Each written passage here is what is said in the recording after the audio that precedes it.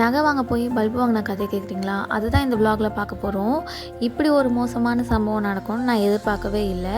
Welcome to DS home channel. நாங்கள் ஒரு 10-11 மாதத்துக்கு முன்னாடி மந்த்லி ஸ்கீம் ஒன்று போட்டிருந்தோம். அந்த ஸ்கீமோட பெனிஃபிட் என்னென்னா, 10லேருந்து 11 மாதம் நம்ம வந்து மாதம் மாதம் ஒரு அமௌண்ட்டு கட்டினா செய்கூலி சேதாரம் இல்லாமல் நம்ம எடுத்துக்கலாம் நகையை.